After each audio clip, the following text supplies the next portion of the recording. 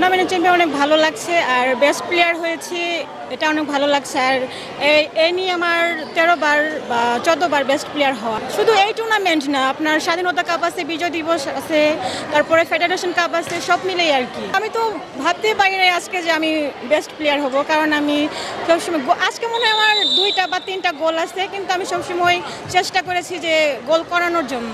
আমরা মূলত হেরে গেছি, আমাদের স্ট্যামিনা অনেক কম, কারণ আনসারের যে মনে করেন রেস্টের প্লেয়ার আছে যারা তাদেরকে সাপোর্ট দেয় বেঞ্চে বসে, তারা অনেক ভালো, তারা চেঞ্জিংয়ে তাদেরকে সাপোর্ট দিতে পারছে। আর আমাদের হচ্ছে রেস্ট্রিক্ট প্লেয়ার যারা আছে তারা আমাদেরকে মূলত সেই সাপোর্টটা দিতে পারে না।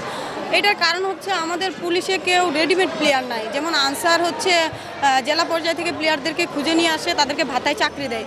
পুলিশের এই সুযোগটা নাই, যদি এটা করতে পারতো তাহলে হয়তো বা ভালো হতো। আমাদের পুলিশের মেয়েরা চাকরি হওয়ার পর 18 বছর পর তারা খেলা শিখার পরে তারা যে এতটুকু করছে, আমি মনে করি এটাতে আমরা অনেক বেশি করছি। পুলিশে আসার পর টোটালি একটা বাচ্চাকে যেভাবে খেলা শিখাইতে হয়, আমাদের পুলিশে আসার পর তাদেরকে সেভাবে শিখাইতে হয়। অনেকবার ন্যাশনাল টিমে খেলছি, বাংলাদেশে প্রতিনিধিত্ব করছি এবং বাংলাদেশ টিমের ক্যাপ্টেনও ছিলাম। তো পুলিশ থেকে আমি মনে করি যে মেয়েরা যা করছে আনসারের তুলনায় আমরা অনেকটা আগায় আছি। যদি আমাদের স্টেমিনাটা থাকতো তাহলে ওরা আমাদের কাছে মার খাইতো।